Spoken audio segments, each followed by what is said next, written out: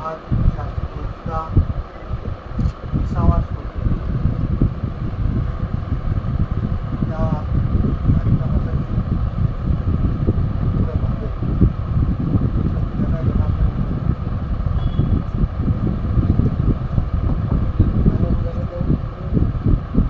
त्याला निमंत्रित केलं आणि आपल्या संस्थेच्या अध्यक्ष डॉक्टर सरोजा होते कार्यक्रमाला सुरुवात करण्यापूर्वी राजनिवासच्या मंडळाचे पूर्वीचे संचालक माननीय प्रतापराव भोसले यांचं 19 तारखेला राहत्या घरी वयाच्या 90व्या वर्षी निधन झालं. प्रतापराव भोसले आणि आजचे वक्ते तर भावी यांचा अत्यंत जवळचा संबंध आहे. अनेक वेळा ते मुंबईला भेटलेले आहेत. त्यांनी विधानसभेमध्ये जे काम केलं त्या कामाचं प्रत्येक कामाचं वार्तांकन बरोबर भारताने केलेलं आहे. किंवा त्यांनी मात्र केवळ मराठामध्ये काम केलं तर लोकमतमध्ये काम केलं आणि वाईशी त्यांचा दीर्घकाळचा परिचय आहे. मदन मोहितेचा एका वाढदिवसाला मुख्य वक्ते म्हणून आपण आलेला होता. त्या मंडळाच्या मंडळात तर ह्या भोसले घराण्याशी यांचाही जवळचा संबंध आहे. राजभाषा मंडळाशी प्रतापरावांचा आणि वर्षा संबंध शास्त्रींच्या अत्यंत निष्ठावंत कार्यकर्ता म्हणून कामही केलेलं आहे. शास्त्रींच्याबरोबर अनेक वैचारिक शिबिरं झाली. त्यामध्ये प्रतापराव भोसले अनेक वेळेला वैचारिक भाषणं पण केलेली आहेत. तर यांचं दुःखद निघालं आणि 4 वेळा आमदार, 3 वेळा खासदार, प्रांताध्यक्ष, 2 वेळा मंत्री नरसिंहराव यांच्याबरोबर केलेलं काम हे इतिहासात नोंद घेण्यासारखं आहे. तर या व्यक्तीत अशा ह्या अनेक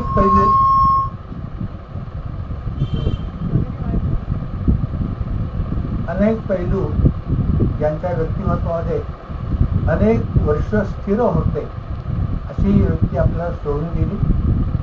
मुख्य म्हणजे त्यांच्या संबंधात आजचे वक्ते विस्तारानं बोलतील तो काही विषय माझा नाही आहे. पण तरी देखील प्रतापरावांच्या वेगळेपणात जे मला आढळलं ते उत्कृष्ट वक्ते होते हे बरोबर आहे. स्मृती आपत्तीमध्ये ते केंद्रामध्ये असताना नरसिंहरावांच्या बरोबर काम करताना ते अखिल भारतीय पटियाल कमिटीचे अध्यक्ष होते आणि त्यांच्याबरोबर काम करणारे हे अटल बिहारी वाजपेयी होते आणि देवेगौडा होते आणि त्यांचं अध्यक्षपद प्रतापरावांच्याकडे होतं. त्यामुळे प्रतापरावांच्या विचारांचा आवाका काय असेल हे आपल्याला लक्षात अशी व्यक्ती आपल्यातनं निघून गेली. महाराष्ट्राचं आणि विशेषतः काँग्रेसचं फार मोठं नुकसान झालं. मुख्य म्हणजे किसनवेलांचा उद्वास नाही प्रतापराव ती आठवण सांगितलीच पाहिजे. यशवंतराव आजारी असताना शेवटचा भाग त्याला दिल्लीला प्रतापराव गेले आणि त्याच्यावर आमचे शंकरराव जगताप गेले. तर शेवटचं काळ असल्यामुळं या खासदारकीचा वारसा कोण चालवणार असा विषय आला. तर शंकरराव जगताप वकील होते, सभापती होते. तर लोकांच्या मनात हा वारसा शंकरराव जगताप चालवते. यशवंतरावांनी जे उत्तर दिलं ते उत्तर फार महत्त्वाचं ते शंकरराव जगताप सल्लागार आहेत, वारसदार नाही. माझा खरा वारसदार प्रतापराव म्हणून प्रतापराव खासदार होते. अशा तऱ्हेची कामगिरी केलेली व्यक्ती अत्यंत निघून गेली आणि आपल्या सगळ्यांचं प्रचंड नुकसान झालं. शिक्षणामध्ये त्यांनी काम केलं तर प्रचंड आहे. वाईच्या जनताची जर नव्हते त्यात होते खंडाळ्याचा मुख्य म्हणजे उर्जेचा जो कारखाना त्यांनी उभा केला त्या कारखान्याचे पहिल्यांदा संचालक म्हणून जे काम केलं मानानं केलेलं काम आहे. झोपडी टाकून त्यांनी काम केलं ते सगळ्या नोंदी घेण्यासारखं आहे. अशी व्यक्ती आपल्याला गेली. आपल्या सगळ्यांना दुःखवणं चाललंय.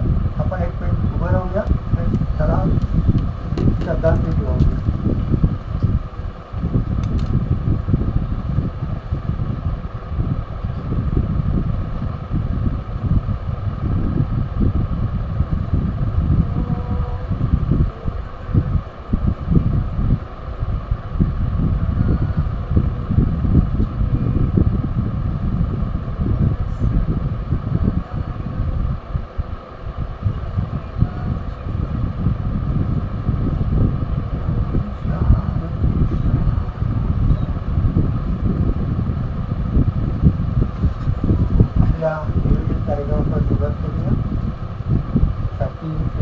असावा स्मृती दिन आहे.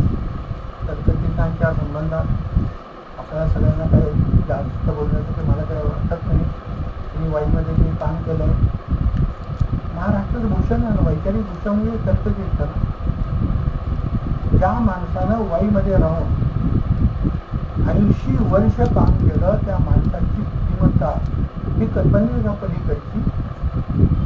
विश्वकोशाचे अध्यक्ष प्राज्ञभाषा मंडळाचे नगाशी सगळ्यांनी बोलवलं की प्राज्ञभाषा मंडळाला ज्या लोकांनी भेटी दिल्या, त्या भेटी देणाऱ्यांची नावं आपण ऐकल्यानंतर अंगावर काटा उभा राहतो. 1917ला लोकमान्य टिळक आले. विनोबा भावे ते शिकायला होते पाचसाईमध्ये. महात्मा गांधींनी भेट दिली. आता जी विश्वकोशाची इमारत दिसली, त्या विश्वकोशाच्या इमारतीचं भूमिपूजन इंदिरा गांधींनी केलं. त्यावेळेला अखिल भारतीय काँग्रेस कमिटीच्या अध्यक्षा होत्या, नभोमणी मंत्री होत्या. उद्घाटन राजेंद्र प्रसादांनी केलं. पहिले राष्ट्रपती म्हणून ते इथे आले आणि ते याचं कारण ते केवलानंद सरस्वतींच्या ज्ञानामुळे अत्यंत भारावून गेली ही व्यक्ती होती. हा एक भाग झाला. दुसरे राष्ट्रपती राधाकृष्ण इथे आले, मिरी दत्ती इथे आले, गोपाळ स्वरूप पाठक इथे आले, शंकरदयाळ शर्मा आले आणि सगळे राज्यपाल होते. या एका छोट्या गावामध्ये एवढं मोठं काम करणारं आणि त्याचं सगळं नेतृत्व करणारी तर्कचिंतन. तर्कचिंतन ही पदवी आहे. असे आमच्या धर्मकोशामध्ये काम करणारे सहकारी ही तर्कचिंतक होते. पण तर्कचिंतकांचं काम हे सहकारींचं काम आणि शास्त्रीचं काम हे वेगळ्या स्वरूपाचं असतं. शास्त्रीजी हे प्रबोधनकारक. मुख्य म्हणजे मला असं हे होतं की असं की शास्त्री हे बोलते विद्यापीठ होतं आणि अनेक ठिकाणी हजारो व्याख्यानं त्यांनी दिली, पण ग्रंथलेखन मर्यादित केलं. जसं दत्तोपंत पोद्दार. दत्तोपंत पोद्दार हे 64 संस्थांचे अध्यक्ष होते, पण त्यांचं ग्रंथलेखन अत्यंत मर्यादित. त्यांनी स्फुटलेखन तयार केलं, त्याच्यावर एक पुस्तक तयार झालं म्हणून ते साहित्य संमेलनाचे अध्यक्ष. दत्तोपंत वाईला ते राहिलं होतं. अशाच पद्धतीने शास्त्रीचं काम केलं आणि लेखन कमी झालं. विश्वकोशामध्ये नोंदी आहे, त्याचं संपादन त्यांनी केलं, हा विषय. त्यांचा लेखसंग्रह प्रसिद्ध झाला आहे, तोही मोठा आहे. त्यांचं सगळ्यात महत्त्वाचं म्हणजे त्यांचं ज्योतिनिबंध ज्यावेळी त्यांनी 1927 प्रकाशित केलं. माझा महत्त्वाचा मुद्दा असा आहे की ज्योतिनिबंध प्रकाशित झाल्यानंतर महाराष्ट्राला ज्योतिबा फुले करले, तत्पूर्वी करलेले नव्हते. दुसरा जो भाग आहे की आम्ही नवभारत मासिक काढतो, ते नवभारतचं पहिलं जे संपादन केलं ते शंकरराव देवानी केलेलं आहे. आणि शंकरराव देवांच्या त्या संपादक मंडळात जे लोक आहेत, त्यात बेडेकर आहेत, संत भागवत आहे, त्यात तावडेकर आहे, हरिकृष्ण मोहनी आहे आणि स्वतः शंकरराव देव आहे. नंतर ते 1953 साली एक प्राज्ञभाषा मंडळ 76 वर्ष झाली. अशा तऱ्हेचं वैचारिक मासिक निघणं हे फक्त वाईमध्येच होऊ शकतं, अन्य ठिकाणी झालेलं नाही. कथा कादंबरी याचाच विषय नाही. त्यांनी स्पष्ट रेगेसाने एकदा स्पष्ट असं केलं की ज्या दिवशी नवभारत एक कथा किंवा एखादी कविता येईल, त्या दिवशी मी संस्थेचा राजीनामा देईन. ती वैचारिक निष्ठा असणारी माणसं इथं काम करते. त्यामुळे नवभारतचं वेगळेपण हे मी तुम्हाला प्रवास रेगिस्तानची शताब्दी आणि विशेषांक काढला, तो इतका अप्रतिम निघाला. अनेकांनी त्यामध्ये आठवणी लिहिलेल्या आहेत. मगाशी माझ्या बावराशांनी सांगितले की असं नका करू, तो अंक निघाला हा सोडून ते पुस्तक तयार करा, पुढच्या पिढीला हे रेगेसर कळतील, हा भाग सुरून लिहा. या निमित्तानं आपण आज भावेसरांना बोलवलं. भावेसरांची ओळख महाराष्ट्राला पूर्ण आहे. मराठामध्ये त्यांनी काम केलं, अध्ययनच्याबरोबर काम केलेलं आहे. त्यांनी अनेकांच्या मुलाखती घेतल्या, नेहरूंपासून मुलाखती घेतलेल्या आहेत. मी जेव्हा पहिल्यांदा फोन केला ते म्हणजे तुम्ही कोण म्हणजे मी आणि रामोलूशांचा फोन म्हणजे पुतण्या सोडून द्या म्हणजे मला सगळंच कळलं. एका शब्दावरून माणसाचं व्यक्तिमत्व समजावून घ्यायचं गोष्ट यांच्याकडे आहे. रामोलूष म्हणजे यशवंतराव डोळ्यासमोर नाही, रामोलूशांनी लिहिली यशवंतरांची पुस्तकं त्यांच्या डोळ्यासमोर आली. या सगळ्या गोष्टी जाणण्याची कुवत यांच्याकडे आहे आणि म्हणून शास्त्रींच्या या स्मृतिजनाला त्यांनी मुख्य वक्ते म्हणून यावं म्हणून त्यांना निमंत्रित केलं आणि ते या ठिकाणी आहेत. त्याबद्दल अत्यंत धन्यवाद. अध्यक्ष चौघ्या बाकी आहेत, आपल्याला माहितीच आहे. अध्यक्षांना मी भगवान भावेश्वरांचा योग्य तो सन्मान करावा.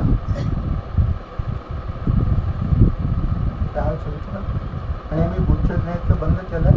पैसे पेढे देतो, ते खाता येतात, गुच्छ खाता येतात.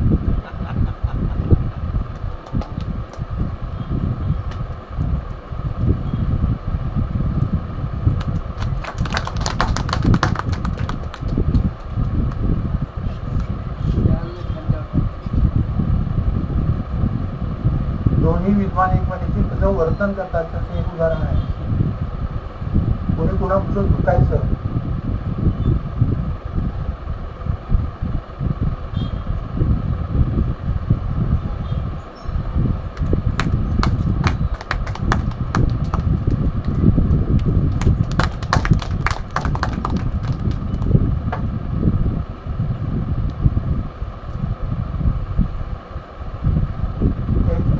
सांगतो आणि माझं प्रत्येक थांबवतो. 1987ला शंकरदयाळ शर्मा इथे राहिले आहे. तिथं दळवी शताब्दी होती. त्याने त्यांची चहापाणी घेतोय आमच्या साधनाच्या तेव्हा सरकी सभागृहामध्ये केली. आणि शास्त्रीजी तेव्हा आहेत.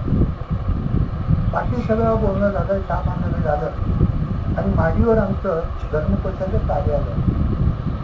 ते त्या कार्यालयाकडे शास्त्रीजी आणि शंकरराव माडी सोडून वर गेले. आणि सेक्युरिटी होती. उपराष्ट्रपती म्हणल्यानंतर 10 लोक होते. माझं नशीब मी त्यामध्ये सहभागी होतो. ते बघितल्यानंतर शंकरांनी सांगतात तुम्ही धर्मकोशाचा खंड दिला. आणि खंड दिल्यानंतर शंकर ज्ञानेश्वरीचा प्रमुख संपादक कोण आहे? सिक्युरिटी असताना सुद्धा शंकरदयाळ शर्मांनी साथींना साष्टांग नमस्कार घातला. विद्वत्तेकडे सत्ता कशी ते उठले. म्हटलं उपराष्ट्रपती शास्त्री नमस्काराचं कारण काय? तर त्यांनी जे सांगितलं ते असं सांगितलं की बनारस हिंदू विद्यापीठामध्ये ज्यावेळेला मी हिंदू लॉ शिकवत होता, तो लॉ शिकत होता जी पुस्तकं रिफर केली हा धर्मकोश. ते धर्मकोशाचं वैशिष्ट्य ते धर्मकोश तिथे तयार होतो आणि शास्त्रींच्या संपादकत्वाखाली तयार होतो. हे मला जास्त भावलं म्हणून मी नमस्कार केला. सत्तेपुढे विद्वत्ता कशी असते ते जिवंत उदाहरण आहे. मी प्रस्तावित थांबवतो. आणि आज शास्त्रींचं जडवाड आणि साहित्य हे पुस्तक प्रकाशित झालेलं आहे. त्या पुस्तकाचं आपण प्रकाशन करणार होतं तरी संस्थेच्या अध्यक्षा डॉक्टर सरोजा वाटे यांचा सन्मान ते संचालक भालचंद्र मोने करतील. नाही घरची आधी तुम्ही अध्यक्षांच्या खुर्चीवर आहे ना, तर त्या खुर्चीचा मान. त्यानंतर तुमच्या आपल्या मोबाईलवर एक क्लिप आलेली आहे. ती क्लिप फार वैशिष्ट्यपूर्ण आहे. आजच्या कार्यक्रमाचं सगळं निवेदन त्यामध्ये आलेलं आहे. ते मोबाईल तुमचे वाजवत नाही, पण ज्यांनी तयार केलं त्यांची साहित्य कुठेच्या मुलीने केलं आहे. साहित्याने तो चालवा. तुझं मान आहे घेऊन दे ना. मुली आहे ना, आई आहेस ना.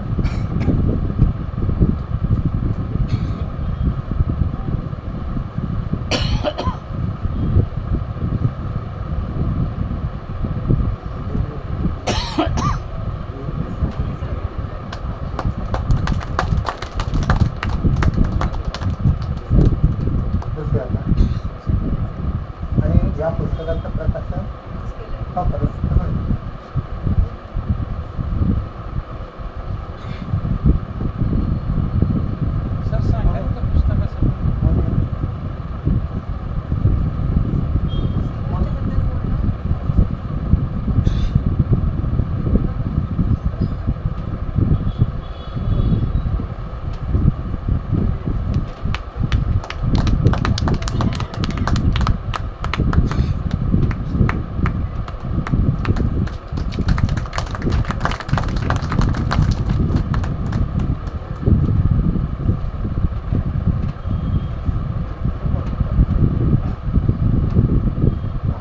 ज्या पुस्तकाचं आपण प्रकाशन केलेलं आहे ते दत्ततीर्थांनी 2 व्याख्यानं दिलेली आहेत. रहस्यवाद व साहित्य.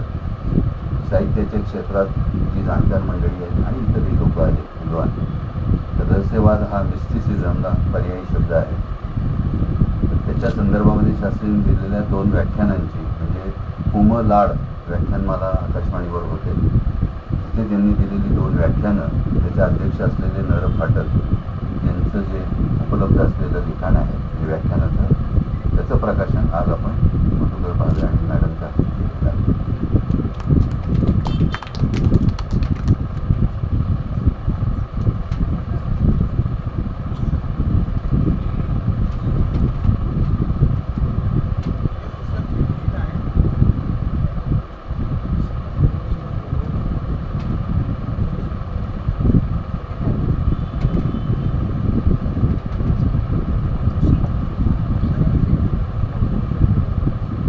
सर्वप्रथम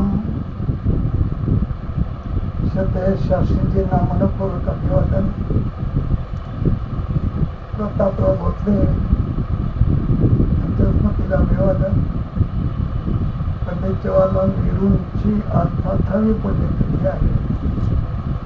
पंडितजींना अभिवादन. मी महाराष्ट्रामध्ये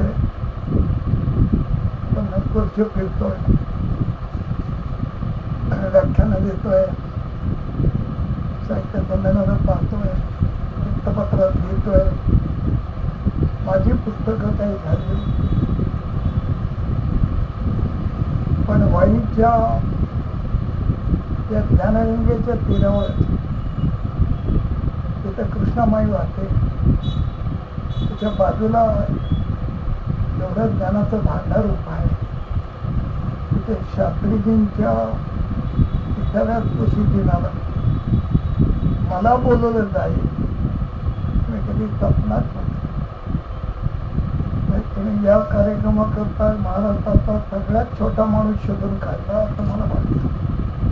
दिग्गजच्या दिग्गज माणसं महाराष्ट्रात शास्त्रीजींच्या पुण्यतिथीच्या निमित्तानं सहज येऊ, पण मी स्वतःला भाग्यवान समजतो. तुम्हाला माझी आठवण कशी आहे मला माहीत नाही, कोणी सुचवलं ते माहीत, पण माझ्या आयुष्यातल्या सन्मानांच्या जर तुमच्या त्या वाईच्या ज्या आपण वास्तूमध्ये आहोत त्या भाषेत बोलायचं तर नोंद करायची झाली तर माझ्या आयुष्यातला सगळ्यात मोठा सन्मान आहे. कारण आता अशी माणसं होणार नाही, ते दिवसही नाही आहेत, ती माणसंही नाही. मला आमंत्रण आल्यापासून मी कुठच्याही भाषणाला जाताना कसली तयारी करत नाही. माझी महाराष्ट्रात किती आधार झाली मला काय माहिती. उभा राहिल्यानंतर जे सुचेल ते बोलायचं असं माझ्या भाषणाची माझी पद्धती मी बनवून घेतली. पण हे आमंत्रण शिकल्यानंतर मी बेचैन झालो. शास्त्रीजींवर मी काय महाराष्ट्रातल्या प्रकांड पंडितांची यादी काढली तर ती यांची सूची जशी मोठी आहे. प्रकांड पंडित ज्ञानेश्वरापासून सुरुवात, त्या पंक्ती ज्यांच्या खुर्च्या मांडता येतील त्यात शास्त्रीजींकरता एक सन्माननीय खुर्ची आहे. वयाच्या 22व्या वर्षी ज्याला तर्कतीर्थ मिळू शकते पदवी 22व्या वर्षी मिळालेली आहे. तर्कशास्त्रातली ती पदवी आहे आणि ती वाईला मिळाली वाराणसी 22व्या वर्षी. त्यांच्या स्मृतिदिनाला मी तुम्हाला काय नवीन सांग, बुद्धी चालत नाही माझी. पण मला मदतीला आले यशवंतराव. यशवंतराव वाचत असताना माझ्या असं लक्षात आलं की या महापुरुषाची पहिली आठवण यशवंतरावला. तिथे साहित्य संस्कृती मंडळ स्थापन झालं. 1 मेला महाराष्ट्र राज्य झालं. 5 वर्षाच्या प्रचंड लढ्यानंतर, त्यागानंतर, समर्पणानंतर 105 माणसं गोळ्यात मारली गेलं. यशवंतराव मुख्यमंत्री म्हणून बसल्यानंतर त्यांनी जिल्हा परिषद स्थापन केल्या, महाबळेश्वरला 61 साली शिबिर घेतलं, कृषी औद्योगिक क्रांतीचा विचार मांडला, सहकारी साखर कारखाने सूट देण्यात झाल्या पाहिजे, ग्रामीण भागामध्ये रोजगार निर्माण झाले पाहिजे. एक नाही अनंत विषय त्यांनी हाताळले. पण ते सगळे विषय हाताळले त्याच्या अगोदर पहिला विचार अवघ्या 6 महिन्यात 1 मेला 60ला राज्य झालं आणि 1 नोव्हेंबर 60ला साहित्य संस्कृती मंडळाची स्थापना झाली. जिल्हा परिषदानंतर स्थापन झाली. कृषी औद्योगिक क्रांतीचं महाबळेश्वरचं शिबिर नंतर झालं. महाराष्ट्र राज्य औद्योगिक वसाहती MIDC नंतर स्थापन झाली. हे सगळं विकासाचे जे टप्पे आहेत त्याची रचना, त्याचा विचार यशवंतरावांनी महाराष्ट्र राज्य झाल्यानंतर फार दिवसांनी केला. पहिला विचार केला की हे महाराष्ट्र राज्य जर सांस्कृतिकदृष्ट्या आपल्याला समर्थ, संपन्न आणि ज्ञानी करायचं असेल तर साहित्य संस्कृती मंडळाची स्थापना केली पाहिजे. मला असं वाटतं की हा विचार ज्याला सुचतो तो माणूस पहिला किती उंचीवर आहे हे पहा आणि मग त्यांनी शोधून काढलेला माणूस किती उंचीवर आहे पहा. या अशा 2 उंचीवरची माणसं सापडणं हा महाराष्ट्रातला सगळ्यात मोठा भाग आहे. गुणी गुणम वेत्ती न वेत्ती निर्गुणा, बली बलम वेत्ती न वेत्ती निर्बला, इको वसंतस्य गुण कवी करीत सिंहास्य बलम नमोषका. पतीचं सामर्थ्य फक्त तिहाला कळेल मुलाला कळणार. यशवंतरावांना कोणाला या जागेवर बसवायचं. मला शास्त्रीचे मोठे होते वाटत, पण हा माणूस शोधणाऱ्या माणसाची सोच किती प्रचंड असली पाहिजे. कल्पना असल्याने थकवून जातो माणूस की हा माणूस शोधणार, नेमक्या जागेवर नेमक्या माणसाला बसवायचं हे सुचणं. मला वाटतं सगळ्यात मोठी अवघड गोष्ट यशवंतरावांनी सोपी करून टाकली. आणि शास्त्रीजींना विचारलं बोलावलं. त्यापूर्वी शास्त्री तर्कतीर्थ झालेले होते. साहित्य अकादमीचा पहिला पुरस्कार शास्त्रीजींना मिळालेला आहे 54 साली. हे साहित्य संस्कृती मंडळाचे अध्यक्ष होण्याच्या पूर्वी 10 वर्ष अगोदर साहित्य अकादमीनं पुरस्कार सुरू केला. त्याचा पहिला पुरस्कार शास्त्रीजींना मिळाला. त्यांची विद्वत्ता महाराष्ट्राला माहीत झाली होती, यशवंतरावांना माहीत झाली होती. पण राजकारणाच्या धबडग्यातल्या माणसाला आता एक महाप्रचंड ब्रह्मर्षी आपल्या या महाराष्ट्रात, आपल्या पश्चिम महाराष्ट्रात राहतो. त्याला 30 वर्षापूर्वी यशवंतरावांनी पाहिलं होतं. 1930च्या महात्मा गांधींच्या स्वातंत्र्याच्या चळवळीच्या लढ्यात 29 वर्षाचे शास्त्रीजी अग्रभागी होते. 1901चा त्यांचा जन्म आहे.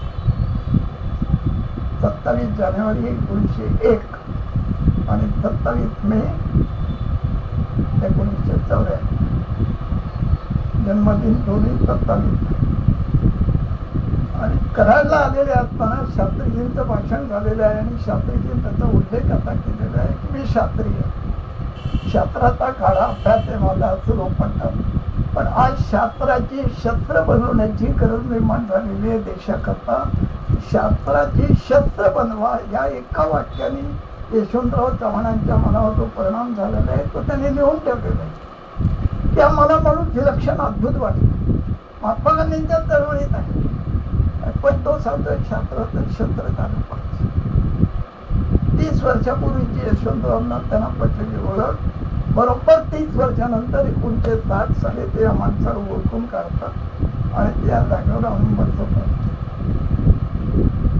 एखादा ओरडून गेला असता हो. यशवंतरावांचा फोन येतो, मला म्हणाले समजा भावे तुम्हाला ताईचं संस्कृती मंडळाचा अध्यक्ष करतो, ऑफिस देतो, गाडी देतो, सगळं काही. अरे बापरे मी किती खुश होते. शास्त्रीजी म्हणेल नको, मला नको. का फोन करू शकणार, असं कर तसं कर, हे कर, याला घे त्याला घे. यशवंतराव म्हणाले मी माझ्याकडून एकही फोन तुम्हाला करणार नाही. केला तर एकच करेल. तर तब्येत कशी, तब्येत मी स्वीकारला.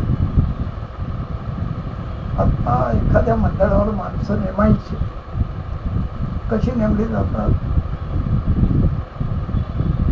इथे बसलेल्या सगळ्यांना माहिती आहे. आमच्या राजेंद्र शिरार बाबूराव शिंदेला जास्त चांगलं माहिती आहे. त्या मंडळावरची माणसं कशी नेमली जातात, त्या मंडळात साहित्य आणि संगीताच्या मंडळावर कोण येतात, त्याची नेमणूक कुठून होते. पहिलं साहित्य संस्कृती मंडळाचे सगळे सदस्य शास्त्रीची जी नावं दिली ती सरकारने स्वीकारली. त्यात बी कोणते आहेत, अनंत काणेकर आहे, कालेलकर आहे, सरोजिनी बाबर आहे, हे सगळे मंडळी होते. आणि त्यानंतर कामाला सुरुवात झाली. पण एकूण कामाचा आवाका तुम्ही जर पाहिला, मी 2 दिवस विचार करत होतो की मलाही मंजू आहे, तुम्हालाही आहे, शास्त्रीचे नाही होता, त्यांचा मंजू माझा मंजू सारखा. फरक काय प्रचंड विद्वत्ता असेल. कल्पना करा तुम्ही, मराठीमध्ये आज पुस्तकं उपलब्ध नाहीत त्या दिवसाला. त्यांना परदेशातून सगळी पदार्थ विज्ञानापासून विविध शास्त्रातली पुस्तकं, विविध देशातल्या विविध भाषातली पुस्तकं आणायची आहेत. तुम्हाला वाईच्या आत पुस्तकाच्या दुकानातून एक पुस्तक आणायचं असेल तर जाऊ दे, म्हणू दे, आज नाही उद्या आणतो, उद्या नाही परवा आणतो, परवा नाही एरवा आणतो, असं तुम्ही म्हणून ते पुस्तक 8 दिवस आणणार नाही.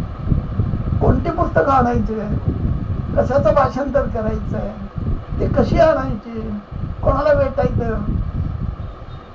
एन्सायक्लोपीडिया त्याचा व्यंकटेश श्रीधर केतकर यांनी मराठी अनुवाद केला. ज्ञानकोश, पहिला ज्ञानकोशकार व्यंकटेश श्रीधर केतकर. आता ही जेव्हा ग्रंथसंपदा तयार करायची ठरली तेव्हा यशवंतरावांच्या मदतीने भारतीय राजदूतावासातील बहुसंख्य राजदूतांची अँबॅसिडर सुदैवाने पंतप्रतिनिधी अप्पासाहेब, ते लंडनचे राजदूत होते महाराष्ट्र देशाचे, आपल्या महाराष्ट्राचे, त्यांनी स्वातंत्र्याच्या चळवळीला फार मोठी मदत केली होती. हे तुमचं कुंडल आणि या परिसरामध्ये त्यांचं साम्राज्य होतं म्हणून तिथून स्वातंत्र्याची चळवळ होऊ शकते. त्या अप्पासाहेब पंतांना बोलवलं यशवंत, सांगितलं की सगळ्या राजदूतांना कोऑर्डिनेट करण्याचं काम तुम्ही करायचं. त्या देशातली महत्वाची पदार्थ विज्ञानाची, स्टॅटिस्टिक, सांख्यिकी, विविध विषयावरची उत्तमातली उत्तम पुस्तक कोणती, त्याचं भाषांतर कसं करायचं. डॉक्टर गोवर्धन पारेख कोडा विद्वान माणूस होता, त्यांच्या अध्यक्षतेने एक सब कमिटी नेमली गेली आणि साहेब 3-3 वर्षात 5-5 खंड तयार झाले. मला असं वाटलं असामान्य ते असामान्य गोष्टी आहेत. एखाद्या परिकथेमध्ये सुद्धा अशी कथा लिहिली तर ते खरी वाटणार. इतकं प्रचंड काम या माणसाने केलं. ही एका दिवसात आश्चर्य झालेलं नाहीये. आताच्या काळामध्ये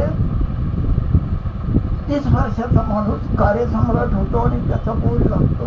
वाढदिवसाच्या दिवशी कार्यसम्राट अमुक अमुक आणि त्यांच्या शुभेच्छुकांचे फोटो लागतात. राजकारणात आले बोलो कार्यसम्राट होणारे लोक आता आहेत. एका दिवसात झालेलं नाही. ते आचार्य किंवा तर्कतीर्थ एका दिवसात होत नाही. एका आश्रमामध्ये शिष्य होते, आचार्य होते. एक शिष्य रोज दुधाचा पेला आचार्यांना द्यायचा. मला तर ते रोज आचार्य दुधाचा पेला द्यायचा. मी शिष्य राहिलो, मी आचार्य कधी होणार. तरी तिला पेला गुरुजीला, मला गुरुजी मी तुम्हाला दुधाचा पेला, मला आचार्य करून टाकायला लवकर, मी शिष्य राहून करतात. तर आता करू आपण.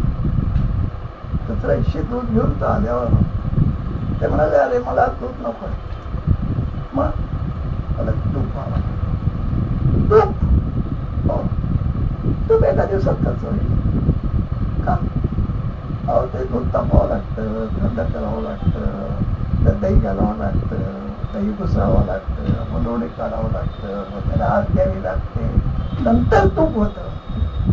असं आहे का? हो, असं आहे. आचार्याचं पण तसंच आहे. आचार्य एका दिवसात होत नाही, शास्त्री एका दिवसात झालेलं नाही, लक्षात ठेवा. शास्त्रीच्या प्रकांड पांडित्याची छेद विलक्षण म्हणजे विलक्षण आहे. मग हे सगळे बाहेरच्या देशातून आणलेल्या ग्रंथांचं मराठी भाषांतर, सगळ्यात कठीण कोणती गोष्ट असेल तर राजकारणातली मंत्री होणं फार सोपं आहे. मंत्र्याचा कारभार सचिव चालवायला मदत करत असतो. ही पुस्तकं पुन्हा भाषांतरित करून शास्त्रीजींनी त्याचं शुद्धलेखन तपासलेलं आहे. संस्कृत मध्ये आताच मला तुम्ही दाखवलं, संस्कृत मध्ये भारतीय संविधानाचं संस्कृत भाषांतर शास्त्रीने केलं आणि त्याचे प्रपंच शास्त्रीने तपासले. आता आज आपण या छोट्या पुस्तिकेचं प्रकाशन आजच प्रकाशन झालं, पण मला याने त्याची कच्ची प्रत पाठवली, त्यामुळे ते प्रकाशन होण्यापूर्वी वाचलं. बाहेर कोणाला सांगू नका ही गोष्ट, तुम्हाला म्हणून मी सांगतो. याच शास्त्रीजीने प्लेटो, अरिस्टॉटल, सॉक्रेटिस इथपासून सुरुवात करून गूढतावादाची सौंदर्यवादाशी तुलना करताना बाकी मर्ढेकरांचा उल्लेख केला.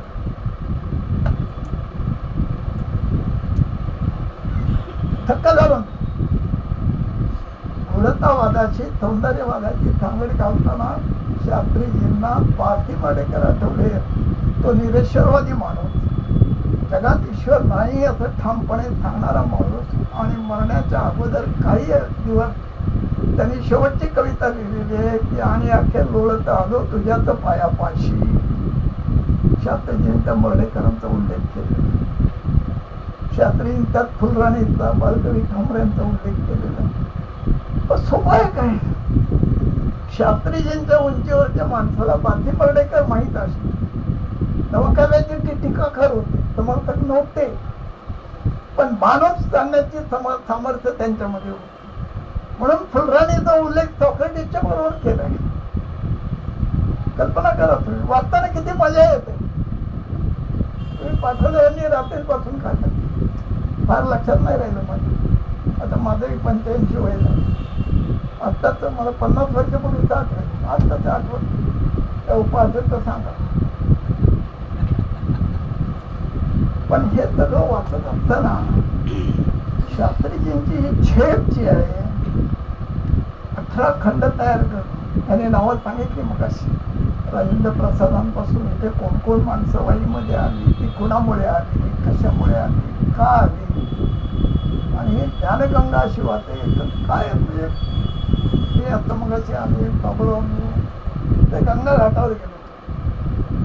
अशी खळाळून वाहणारी ती नदी, तो घाट, त्याच्या बाजूला शास्त्रीजींचं ते ऑफिस, बाजूचा तो राष्ट्रवाडा, त्यानंतर साहित्य संस्कृती मंडळाचं ऑफिस, शास्त्रीजी कुठे बसत ते खिडकी बघितल्यानंतर शपथ सांगतो भाषणाकरता सांगत नाही, काढता आला. तेव्हा महाराष्ट्राचा विद्वान इथं बसत होता, ते मला पाहतात. अशी माणसं पुन्हा होणार नाही, यशवंतराव पुन्हा होणार नाही साहेब. हे काय धन त्यांनी आपल्याला देऊन ठेवलंय हे जर आपण समजून घेऊ शकलो नाही, नवीन पिढीला घरात सांगू शकलो नाही. आज वाईमधल्या माणसाला 30वी पुण्यतिथी आहे, फार किती जणांना माहिती आहे. माझ्या व्याख्यानाकरता म्हणून म्हणत नाही, अरे वाई लोटायला पाहिजे होती, का नाही माणसं आहे. वाई गावाला या तुमच्या परिसरात आल्यानंतर, तुमची ती पुस्तकं पाहिल्यानंतर वाईचा पर्यायी शब्द काय काही माहिती? आई. ही सगळी ग्रंथसंपदा तुम्ही जी मांडून ठेवलेत ना, त्या वाईला पर्यायी शब्द आई. जन्माला मूल आल्यानंतर डोळे किलकिले करून तो पहिलं पाहतो ते आईला. ते त्याची गुरु आहे मग मातृदेवो भव पहिला आहे. बापाचा उल्लेख आधी नाही आहे, बाप नंतर आहे. आणि आचार्य तिसरा आहे, आचार्य देवो भव. कवळी प्रचंड संपदा उभी केली, कशी भाषांतर केली तर त्याला एक परंपरा आहे. परंपरा केवलानंद सरस्वतींची, त्या महात्म्याची परंपरा आहे. राशिवडेकर शास्त्र्यांची परंपरा आहे, माधवी शास्त्री दिवेकर शास्त्र्यांची परंपरा आहे. त्यांनी याच वाईमध्ये 100 वर्षापूर्वी ही ग्रंथ संपदा निर्माण करून दिले आणि जातीय उच्चाटनाचा पुरस्कार माधवी शास्त्री दिवेकरांनी केला. काढून बघा पुस्तक, 100 वर्षापूर्वी तो वाईतून केला. शास्त्रीजींचं मोठेपण कसं आहे, धर्मशास्त्राचा अभ्यास करणारा हा माणूस जाहीरपणे प्रतिपादन करतोय की धर्मशास्त्रामध्ये जातीयवादाचा कुठेही उल्लेख नाही, स्पृश्य अस्पृश्याचा कुठेही उल्लेख नाही, सतीची प्रथा याचा कुठेही धर्मशास्त्रात आधार नाही आणि विधवांचा पुनर्विवाह करण्याला बंदी शास्त्रात कुठेही नाही. साहेब, शास्त्री मोठे का याची कारण या सगळ्या त्यांच्या विवेचनात आहेत असं मी मानतो. त्या कर्मकांडामध्ये स्वतःला खोळून अडकवून न घेता त्यांनी धर्मशास्त्राचा अर्थ ज्या धडाडीनं 100 वर्षापूर्वी 75 वर्षापूर्वी सांगितला, ते धैर्य, हे सामाजिक धैर्य फार मोठं महत्वाचं आहे. त्या काळचा काळ आगरकरांची प्रेतयात्रा काढण्याचा काळ होता. पुरोगामी विचार, पुरोगामी कृती हे बोलणाऱ्यांच्या विरोधात आगडोम उसळण्याच्या त्या दिवसामध्ये शास्त्रीजी आपले निवेदन या पद्धतीनं करत होते. एवढंच नव्हे तर त्यांच्या घरामध्ये कर्मेर अण्णा पाटलांनी, अण्णाचे भाऊराव पाटलांनी पाठवलेला एक अस्पृश्य समाजाचा मुलगा शास्त्रीजीने घरी संस्कृत अध्ययनाला शिकायला ठेवून घेतलेला होता. तो जेवण खाऊन शास्त्रींच्या घरी करत होता. आणि ही गोष्ट विठ्ठलरामजी यांनी एका जाहीर सभेत सांगून टाकली. कितीतरी विद्वांना पुनर्विवाह करून संसारात शास्त्रीजी बसवले, त्याचं पौरोहित्य केले शास्त्रीजी. त्याला एक सामाजिक धाडस बसवलं. ते सामाजिक धाडस शास्त्रींजवळ पुरेपूर होतं म्हणून ते कोणत्याही वादाला पुरून उरलेले आहे. आपण सॉक्रेटिसने प्लेटो तुम्ही यात विश्लेषण केलंय, पण माझी थोडीशी अनुभव भिन्नता याच्याशी आहे की आपल्याला पाश्चिमात्य तत्व आहेत ते फार मोठी वाटतात. प्लेटो म्हटलं की अरे प्लेटो, अरिस्टॉटल, सॉक्रेटिस, काय त्याने एक सिद्धांत सांगितलं. सॉक्रेटिस मुलांना सांगितलं त्यांनी मनुष्य मरते, मी म्हणणार तुम्ही म्हणा, हा त्याचा सिद्धांत. मला म्हणाले तुम्हाला कशात पुरायचं, विद्यार्थी म्हणाले, तेवढ्यात तुम्ही कोण मला पुरणार, मी जगाला पुरून येणार. या एका सिद्धांतावर त्याचा अमर्त्याचा सिद्धांत जगभर प्रसिद्ध झाला. आमच्या तुकोबाच्या पानावर असे अनेक सिद्धांत तुम्हाला सापडतील. जो जो वांछील तो ते लावो असे ज्ञानेश्वरच्या पानावर तुम्हाला अनेक जीवनाचे सिद्धांत सापडतील. आम्ही त्यांना संत केलं, आम्ही त्यांना तत्ववेत्ते मानलं नाही. आमची बेसिक चूक आहे. आम्ही त्यांना संत समजतो. नमस्कार केला, विषय संपला. संत, अरे संत नाही आहे तो तत्ववेत्ता आहे. जीवनाचा परिमाण सांगणारा तो आहे, तत्ववेत्ता आहे. त्याच्या तत्वाने समाज घडतो आहे. म्हणून विश्वाची माझे घर हे सांगणं हे तत्ववेत्याचं लक्षण आहे. आणि ती तत्ववेत्याची भूमिका घेऊन शास्त्रीजी आयुष्यभर जगलेले आहे. यशवंतरावांचे ते गुरु नव्हते, यशवंतराव त्यांचे शिष्य नव्हते. यशवंतरावांनी जाहीरपणे सांगून टाकलेले आहे. पण यशवंतरावांचे ते पूर्णपणे मार्गदर्शक होते, पूर्णपणे मार्गदर्शक होते. आज तो राजकीय विषय नाहीये, पण तो यशवंतरावांनी काँग्रेसमध्येच राहिलं पाहिजे हा विचार शास्त्रीजींनी त्यांना पटवून दिलेला आहे. हे अनेकांना माहीत नसतं. परत जे इंदिरा काँग्रेसमध्ये यशवंतराव गेले ते शास्त्रींच्या सगळ्यांनी गेलेलं आहे. एवढंच नाही, आता जे मंत्री राहतात ना त्या मंत्र्यांच्या बंगल्यांची नावं होती Sunshine, Sunrise, East End, West End, इंग्रजी काळातले बंगले होते.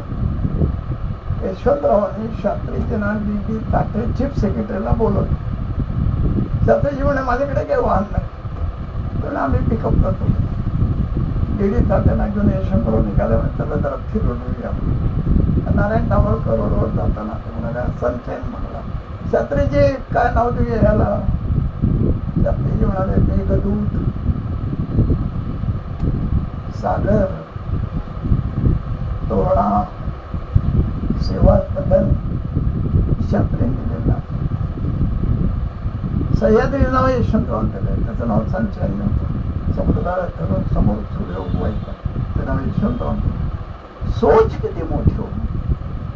हे धक्का याच्याकरता होतो की हे सुचलं की हे नावं ठेवायचेत आपल्याला. हे नावं बदलायचे, हे नामांतर करायचंय. आणि ते कोण सुचवू शकतो? त्याच्याकरता लक्ष्मणशास्त्री यशवंतरावला आठवतात.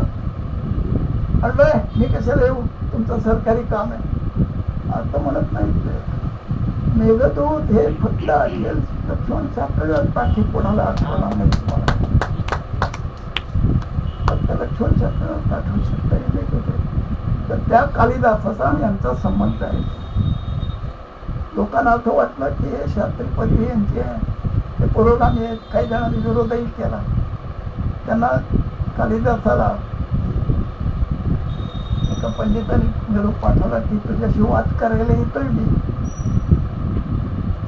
गावाच्या विषयावर पालखी गेली. त्याला घ्यायला 2 भोई आणि पालखी तर पंडिताला आणायला गेली. एका भोईत पालखीचा भोई कालिदास बांधला. पालखी उतरली. तो काय भोई नव्हता, सवय नव्हती. थोडस चालल्यावर या खांद्यावर या खांद्यावर या खांद्यावर या खांद्यावर पालखी घ्यायला लागलं होतं. पालखीचा पंडित विचारतोय अरे स्कंदा स्कंदम पुन्हा पुन्हा परिवर्तते त्वं बाधती क्यों? स्कंदा स्कंदम पुन्हा पुन्हा परिवर्तते त्वं बाधती क्यों? तो भोई म्हणाला बाधती इथे बाधती. बाधती हा शब्द चुकीचा आहे तुमचा. त्या पंडितांनी पालखीतून खाली उडी मारली आणि पाय धरले. त्याला लक्षात आला भोई नाही, हा कालिदास आहे. महाराष्ट्रातला कालिदास शास्त्रीचे. सगळ्या प्रश्नाची उत्तरं शास्त्रीजींनी धर्मशास्त्राच्या दृष्टीने दिलेली आहेत. म्हणून 18 ग्रंथ ते 11, 12, 15 ग्रंथ ते करू शकले. पद्मविभूषण मिळाले त्यांना. साहित्य समाजाचे अध्यक्ष झाले. साहित्य अकादमीचा पुरस्कार मिळाला, संस्कृत पुरस्कार मिळाला. ती पुरस्काराची यादी तुम्ही पाठवले मला. पण ते पुरस्कार शास्त्री मोठे नाही झाले.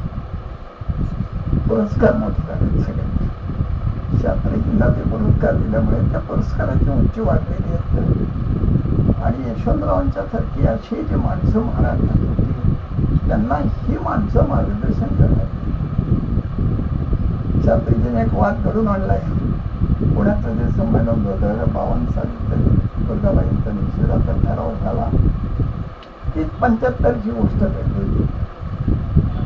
आणीबाणीमध्ये करायलाच कृष्णा काठावले यशवंतरावांना स्वागताध्यक्ष म्हणून बोलायला दुर्गाबाई, गजे माडुळकर, व्यंकटेश माडुळकर, गोनी दांडेकर, त्या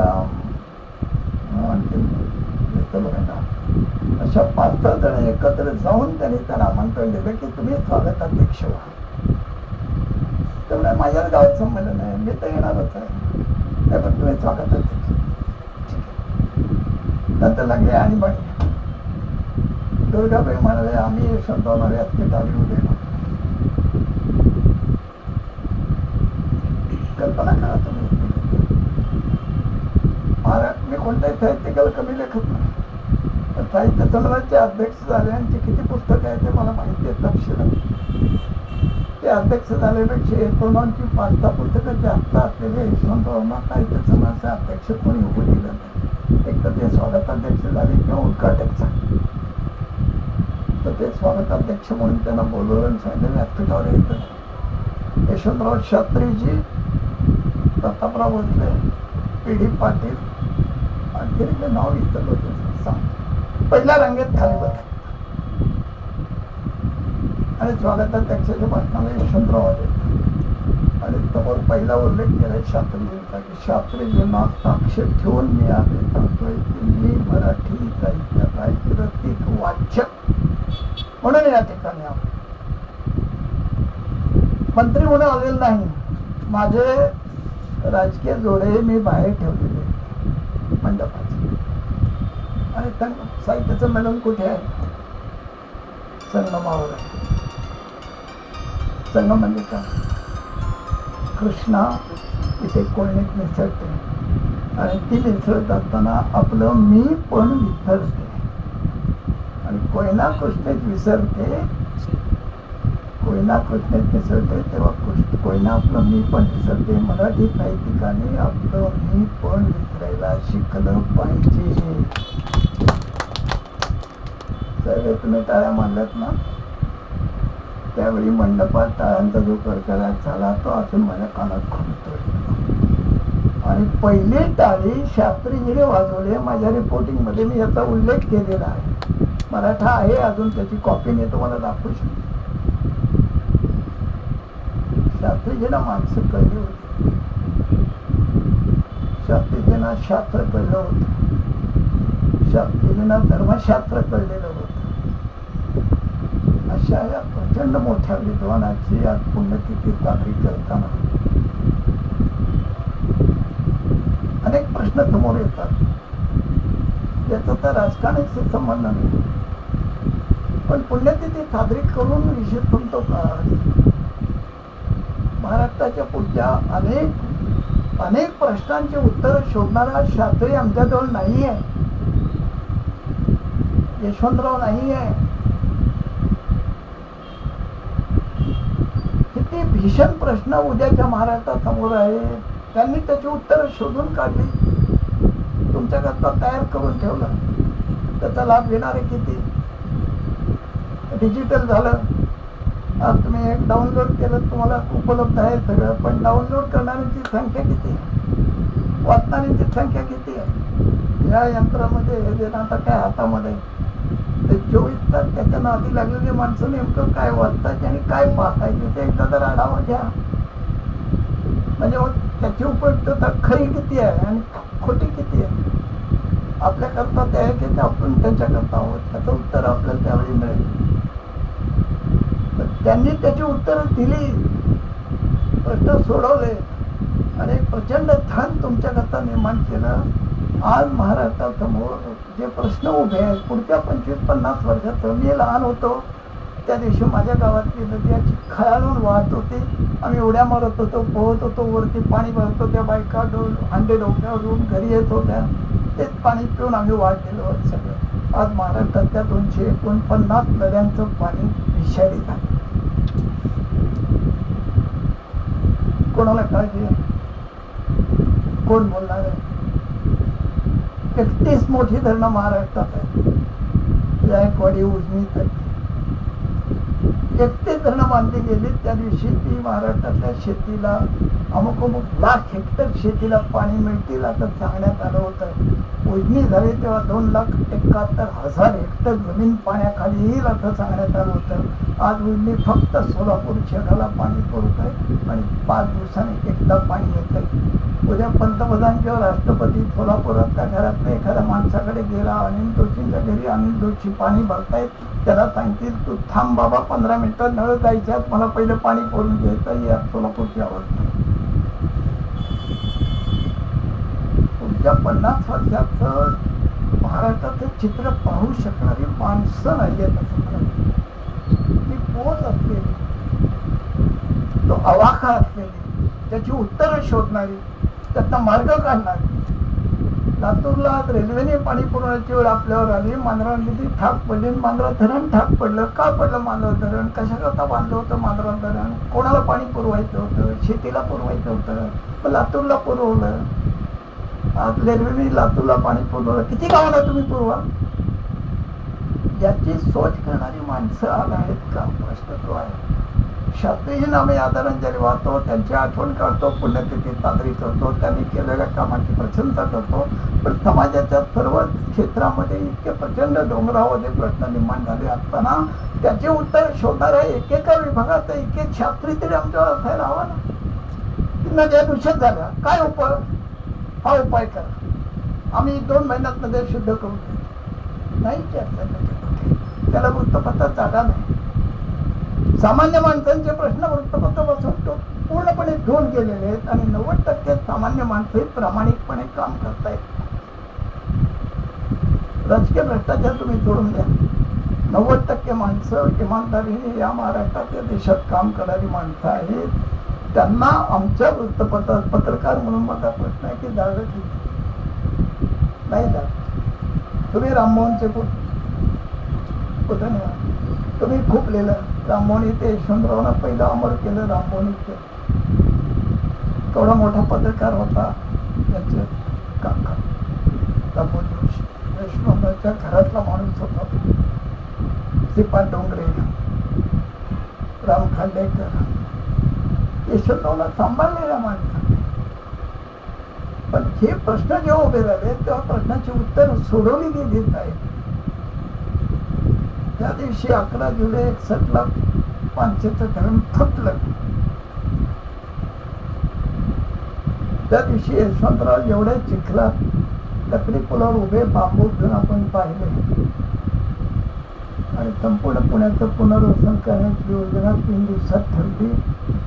आणि त्या आपत्तीमध्ये एक हिरा यशवंतरावांना मिळाला. जसं धर्मशास्त्रामध्ये शास्त्री मिळाले तसे सगो बर्वे नावाचा एक हिरा यशवंतरावांना मिळाला. आणि महाराष्ट्राच्या प्रशासनाला दृष्टी देणारा यशवंतरावांनी त्याला उचललं, राजीनामा द्यायला लावला, उभं केलं, निवडून आणलं आणि अर्थमंत्री केलं. माझा मुद्दा आहे की हे सोच पाहिजे. ही सोच मला कधी दिसत आहे. महाराष्ट्र राज्य झाल्यानंतर 1 मे 60ला यशवंतरावांनी पहिला प्रश्न विचारला मधुकरराव चौधरी ना की तो धनाजी नानाचा मुलगा आहे. धनाजी नाना म्हणजे फैजपूरला काँग्रेसचं पहिलं अधिवेशन खेड्यात ज्यांनी घेतलं ते. महात्मा गांधी, पंडित नेहरू, सरदार पटेल, मौलाना अबुल कलाम आझाद, खान अब्दुल गफ्फार खान हे शेताळीत राहिले, शेतात झोपडीत राहिले. संडासचा सुद्धा शेतातल्या चर खचलेल्या संडासाचा वापर त्यांनी केला. त्यांचा तो मुलगा आहे. पहिलं बिल कोणतं आणतोस? महाराष्ट्राचं झाल्यानंतर तेवढं बघतो उद्या. दुसऱ्या दिवशी आले म्हणाले काय सुचलं नाही. ठीक आहे म्हणजे कोणतं पहिलं बिल आहे माहिती? डोक्यावरून महिला वाहून न्यायला बंदी, टोपलीचे संडास. यशवंतरावांचं ते भाषण ऐकताना अंगाला असं काटा येतो साहेब की माझ्याच रक्तपाताच्या एका माणसाने माझी घाण डोक्यावर व्हायची. हे प्रगत महाराष्ट्राला शोभणारी गोष्ट नाहीये म्हणून मी हे करतोय. आणि अर्थसचिव पेमास्टर सांगतो की 38 कोटी रुपये लागतील जर त्या ढकल गाड्या आणतात घाण ठेवायला पिंप आणायची तर. यशवंतरावांनी सांगितलं 380 कोटी लागू दे, मला हे करायचं. आणि हे बिल आपण पहिलं आणलं. महाराष्ट्रात समजून घ्या ही मोठी माणसं एका क्षेत्रातली नाही, अनेक क्षेत्रात तुम्हाला अशी मोठी माणसं दिसतील की ज्यांनी या महाराष्ट्राचा उभा केला त्या काळामध्ये. कोणाची तरफदारी करता सांगत नाही, पण 50 वर्ष मागे वळून जेव्हा तुम्ही पाहतो तेव्हा महाराष्ट्र एका दिवसात घडलेलं नाही. ते कर्मवीर तेही तुम्हाला तपासावे लागतील. खांद्याला थोडी घेऊन तो सांगताय माये 2 आणे दे, 4 आणे दे, 8 आणे दे, मला शाळा बांधायची तुझ्या मुला करता. अण्णा 2 आणे नाहीये, पहिली बस जोने टाक. त्यांच्या जोडीत पहिली बस जोंधळे टाकून ते जोंधळे बाजारात विकून 2 आणे जमा केलेत. अण्णांनी साहेबांनी त्यातल्या शिक्षण करून तो उभी राहिलेली आहे. सामान्य गोष्ट ही माणसं या मातीतली आहेत. आबा खिसावीर यांच्या बरोबर काय माथाचे जनता शिक्षण मंडळ काय झालं वाद? तू अध्यक्ष का मी अध्यक्ष? हे आबा ते पण आबाच ना. हे आबा म्हणे तू, तो आबा म्हणलं तू.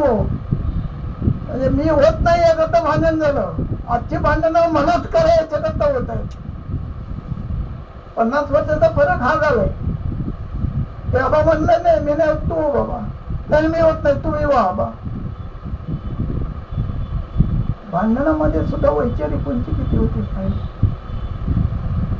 आज हे सगळं हातातून निसटलंय पारा. आणि म्हणून सामान्य माणसांनी आता विचार करणं फार गरजेचं झालं.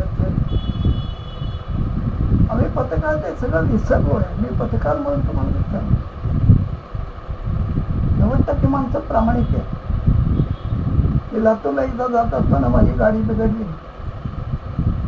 मला गाडी चालवता येते पण मेकॅनिझम माहित नाही. तर 2 मुलं बसले, ते धावत आले. एक 10 मिनिटं घेतले चालते,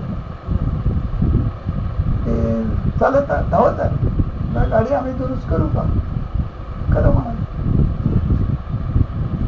दुरुस्त केली की डायनामा जळला होता. मी एकाला 100 रुपये दिले, दुसऱ्याला 100 रुपये दिले. एका मेकॅनिकने मला 100 रुपये परत केले. मला साहब, हमारी मजदूरी 100 रुपये की ही है और मेहनत से ज्यादा पैसा देना वाजिब नहीं है. अंगावर काटा आला. एक मेकॅनिक सांगतोय मेहनत से ज्यादा पैसा देना वाजिब नहीं. गाड़ी दुरुस्त झाल्यावर त्यांना गाडीत बसवलं. म्हटलं चला माझ्या बरोबर. क्यों? कहा? मेरे ऑफिस में. क्यों? फोटो निकालने के लिए. क्यों फोटो निकालते? हमने क्या किया? तुमने बहुत अच्छा काम किया. त्याला गाडीत घेऊन त्यांचे फोटो काढले. रात्री न्यू एटचा फोन आला. तिथे रघुराम, केंद्रीय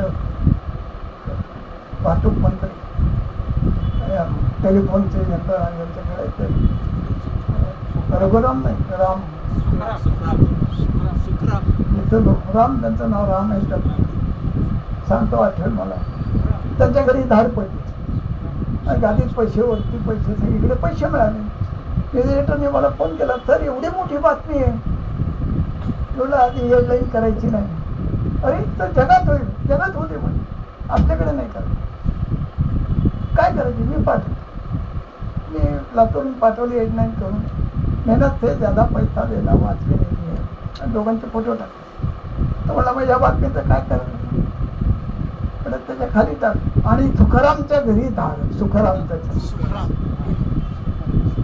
आणि सुखारामच्या घरी धाड हे खाली टाक.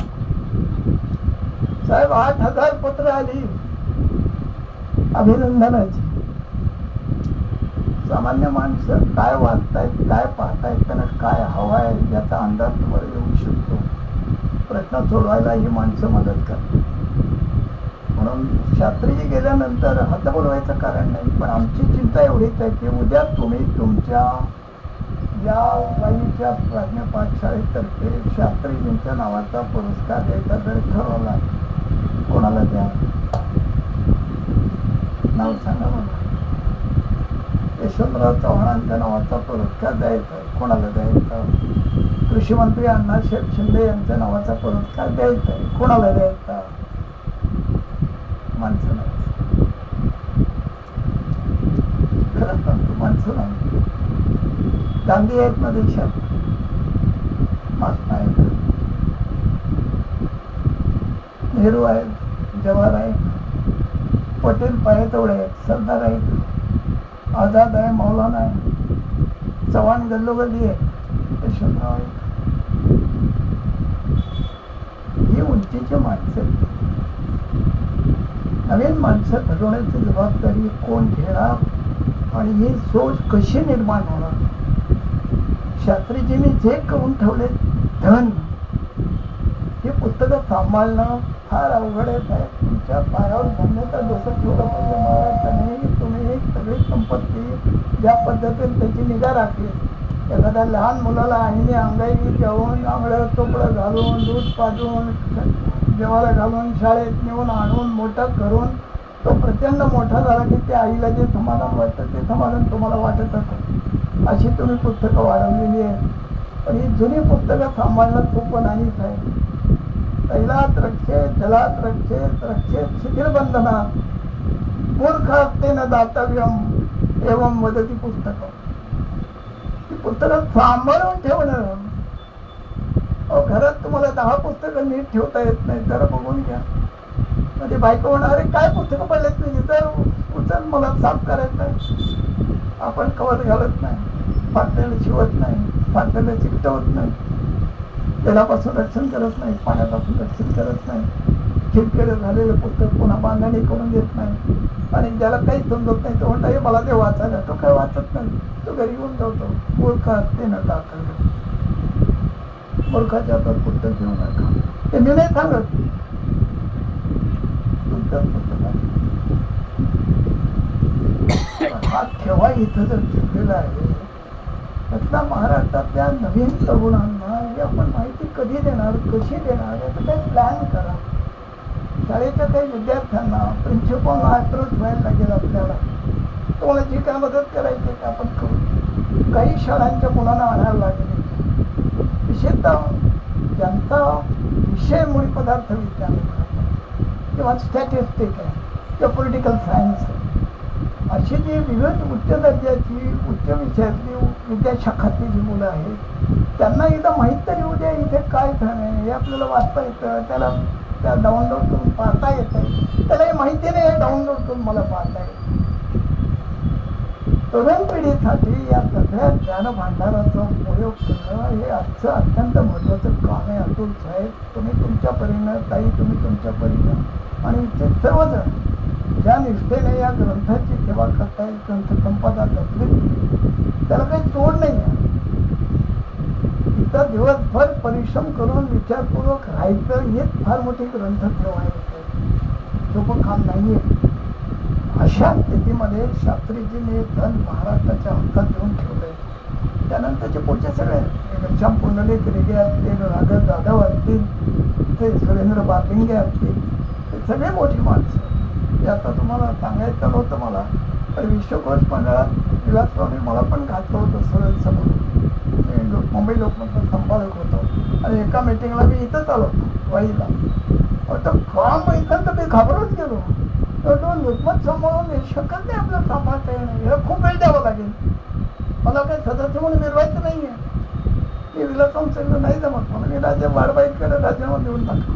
विजय वाढवतो एवढं प्रचंड काम अंगावर घेऊन तुम्ही करता आहात, त्याला मोल नाही आहे साहेब, अतुल साहेब, अनिल साहेब आणि मॅडम. तुम्ही तुमच्या चेहऱ्यावर नेत्याचं ते मनापासून सांगा, ते दिसावं लागतं. शास्त्रीजी जगात चमकून उठून दिसत होते सगळ्या शास्त्रांना. जी बुद्धिमत्ता आहे ना ती लपत नाही. अशा या शास्त्रींच्या या आजच्या या कार्यक्रमाला माझ्यासारख्या एका छोट्या पत्रकाला आपण बोललेलो आहोत. मी यांना विद्यापीठाचा म्हणतो, जे युनिव्हर्सिटीत शिकायला मिळणार नाही ते मला यशवंतरावांकडून शिकायला मिळालं. त्यांच्यासोबत जातो. शंभरा कदमांच्या सत्काराला जाताना मी त्यांना विचारलं, साहेब पश्चिम महाराष्ट्र पुढे गेला पण मराठवाडा विदर्भ मागे राहिला, काय कारण आहे? ते म्हणाले, खरं बोलू का खोटं बोलू? पण म्हणजे तो छापणार असेल तर खोटं बोलू, छापणार नसेल तर खरं बोलू. पश्चिम महाराष्ट्रात दुष्काळी तालुके किती? पश्चिम महाराष्ट्रात वाहणाऱ्या बारमाही वाहणाऱ्या नद्या, विदर्भात बारमाही वाहणाऱ्या नद्या, विदर्भात जंगल किती, विदर्भात कापूस पेरला की उगवतो, 25 इंचापेक्षा पाऊस कमी कधी पडलाय ते मला सांग, आणि आम्ही पुढे कधी गेलो तुम्हाला उत्तर. साहेब, एखाद्या विभागाचा विकास हा त्या विभागातल्या नेत्याची, त्या त्या क्षेत्राच्या माणसांची सोच किती मोठी आहे त्याच्यावर होतं. आणि मग तो दिशा देऊ शकतो. समाजाला योग्य मार्गाने नेणारा तो असतो, त्याला नेता म्हटलं जातं. तो नेता, तशी माणसं या तुमच्या भागात झालेली आहेत. तुम्ही एक एक क्षेत्र घ्यायचं आहे. धर्मशास्त्राचं शास्त्रीचं समान तुमच्यावर आहे. स्वातंत्र्य संग्रामात नाना पाटील आहे तुमच्यावर, तुमच्याकडे किशनगिरी आहे, अतुलदादा आहे, नायकवडी आहे, हिंदूराव पाटील आहे, शिक्षणात तत्त्ववेत्ता आहे, धर्मदांडा आहे, सारंग बापूजी सावंत आहे. सहकारामध्ये किती माणसं आहे. आज आम्ही मगाशी चहा प्यायला बसलो होतो. चहाला त्यात एवढी साखर होती. तर मी बाबूराव म्हटलं, सातारा जिल्ह्यात किती कारखाने आहेत? तो म्हणला 17. म्हटलं 17 कारखान्यांची साखर यात टाकलेली दिसते. एवढा गोड चहा होता. एका जिल्ह्यात 17 कारखाने. साधी गोष्ट नाही. कापसाचं एकही बोन ज्या सोलापुरात होत नाही त्या सोलापुरात शिवधारे मामांची उत्तम सूत गिरणी चालते. इचलकरंजीला कापसाचं बोंड होत नाही, तिथे कलप्पा नावडे उत्तम गिरणी चालवतात. आणि ढिगभर कापूस होणाऱ्या विदर्भात एकही सूत गिरणी धड चालत नाही. या प्रश्नाचं उत्तर कोण देणार आणि कसं सुटणार? सामाजिक प्रश्न आहे. अशा विविध प्रश्नांची उत्तर शोधणारी त्या त्या क्षेत्रामधली माणसं आज नाही. हा महाराष्ट्रातला सगळ्यात मोठा दुष्काळ आहे असं मी मानतो. बाकी एक पाऊस आला किंवा गेला हा दुष्काळ नाही, तो येत किंवा काही. माणसांचा दुष्काळ, बुद्धिमत्तेचा दुष्काळ, विचाराचा दुष्काळ आणि मार्गदर्शनाचा दुष्काळ हा महाराष्ट्रात आता मला सगळ्यात मोठा दुष्काळ वाटतोय. त्या दुष्काळातून जो आपल्याला बाहेर काढेल तो आपलं महाराष्ट्राचं कल्याण करू शकतो. आणि शास्त्रींची ती प्रेरणा होती की त्यांनी कुठे हार मानली. 94 वर्षापर्यंत ते कार्यरत राहिले, कृतिशील राहिले. अनेक विद्वान त्या विहाराचं पौरोहित्य केले. आज सहज गोष्टी वाटतात. हो, गिव्ह अँड रिलेशन म्हणजे कोणाला काहीच वाटत नाही. 50-100 वर्षापूर्वीची जरा परिस्थिती आठवावं. माझी आजी ओलत नेसून स्वयंपाक करायची, आम्हाला फटकू द्यायची नाही जवळ कुठे तिथं स्वयंपाकघरात. त्या काळामध्ये हे विचार घेऊन उभं राहणं आणि त्या समाज प्रवृत्तीशी लढणं आणि कृतिशील कार्यक्रम करून तो अंमलात आणणं आणि अनेक विद्वानांना संस्कारात आणणं केवढं मोठं पुण्याचं काम करून ठेवलं या माणसाने. मग त्यांच्या पायावर शतशः नमन करतो. आपण अनिल भाऊ मला बोलवलं, का बोलवलं मला काही माहीत नाही. मी काय बोललो तेही मला माहीत नाही. त्यातलं जे काही चुकलं ते माझं, जे काही तुम्हाला आवडलं ते शास्त्रीजींच्यामुळे असं समजा. आणि आजचा माझा दिवस छान गेला. मी आल्यापासून बाबूराव आणि राजेंद्र शिलाने मला बरोबर सांभाळलं. थोडंसं चालायला त्रास होतो, बाकी काही त्रास नाही. एवढ्या लवकर काही मरत नाही, काही काळजी करू नका. अजून 10-15 वर्ष चांगलं काम करू आपण. चांगल्या पद्धतीनं महाराष्ट्र आपल्याला घडलेला बघायचं आहे. तर बघू. फक्त नवीन पिढीला आपण ताई कोणत्या मार्गाने त्या मोबाईलपासून वाचवणार याचं उत्तर मला काही सापडत नाही. माझी मुलगी MA पेपाची MBA स्वतःचं क्लिनिक आहे, फार मोठी आय स्पेशलिस्ट आहे. पण तिच्या खोलीतून ती मला मेसेज देते, बाबा are you ready for dinner. आता काय मी सांगू तिला. मी दार उघडून गेलो, हो आय एम रेडी. अरे काय चाललंय घरातल्या घरात तुम्ही मोबाईल वापरताय, कुठे चाललोय आपण? काहीतरी विचार करा. आपल्या डोळ्यासमोर चाललंय सगळं आणि कौतुक वाटतंय आपल्याला. इथे बसलेल्या प्रत्येकाने छातीवर हात ठेवून सांगावं की 9 ऑगस्ट आहे, 15 ऑगस्ट आहे, 26 जानेवारी आहे. आपल्या घरातल्या मुलीला, मुलाला, नातवाला, पंटवाला आपण सांगितलं, बेटा उद्या 9 ऑगस्ट आहे म्हणजे काय, 15 ऑगस्ट आहे म्हणजे काय, 26 जानेवारी म्हणजे काय सांगितलंय? कसं समजेल त्याला? कोण खान अब्दुल गफार खान, कोण अरुणा सुपल्ली? गवाले टांगवर 18 वर्षाची मुलगी खांबावर चढते, गांधीजी अटकेत आहेत, सगळे नेते अटकेत आहेत. 18 वर्षाची मुलगी झेंडा फडकवते, ते डबक्यात खांबावून तिला पाडतात, लाथाबुक्क्याने मारतात. तुमच्या नातूला, तुमच्या नातवाला माहित नको असायला? एका दिवसात तेच घडतो. आम्ही सांगत आपला इतिहास आपल्याला सांगावा लागेल. आपल्या माणसाने घडवलेलं कर्तृत्व आपल्याला सांगावं लागेल. आणि मुलाने वाचावं असं वाटत असेल तर 2 पुस्तकं तुम्ही वाचत जा. नाही वाचत, आई बाप पुस्तकं वाचत नाहीत. तुम्हाला मनापासून म्हणतो सर, मी कुठच्याही कॉलेजची माझ्यावर डिग्री नाही, नाहीतरी कसा झालो मला माहीत नाही. पण मी अनेक युनिव्हर्सिटीत शिकलो आहे. हार्वर्ड असेल, ऑक्सफर्ड असेल, सगळी आमच्या युनिव्हर्सिटी होत्या. आणि वाचनाची सवय साहेब, तुम्ही वाचन हा तुमचा सगळ्यात मोठा मित्र आहे असं सांगतो. Very good friend is reading and book. आई बाप भाऊ बहीण पुस्तकं वाचत नाही. पाठ्यपुस्तकांच्या खेरीज आज 96, 98, 99 काल 10वीचा रिझल्ट झाला. माझ्या एका पत्राच्या मुलीला 100 मार्क 100 पैकी 100 मिळाले. म्हटलं अगं मला अडचण मिळताना माझा जीव गेला होता, तुला कसे काय 100 मिळाले? You are so clever. महाराष्ट्रात जिल्हे किती आहेत नाही सांगता येत. 100 पैकी 100. तालुके किती आहेत नाही सांगता येत. बारमाहीवर नद्या किती वाहतात नाही सांगता येत. पहिला महाराष्ट्राचा निर्णय काय मुख्यमंत्री नाही सांगता येत. सांगते म्हणाले लगेच थांबा अंकल वाचत नाही झाली. आणि ते मुलांनी पुस्तकं वाचावी म्हणून आपण आग्रह पण करत नाही. तुम्हाला सांगतो मुलांनी वाचलं पाहिजे. हे सगळं शास्त्रज्ञांना श्रद्धांजली व्हायची असेल तर आपल्या घरातल्या मुलांनी महिन्याला 2-5 पुस्तकं वाचली पाहिजेत. एवढं तरी सांगा प्रत्येकाला मुलाला घरात. एवढीच आपल्याला विनंती करतो. थांबतो. सगळ्यांना नमस्कार. जय जय महाराज.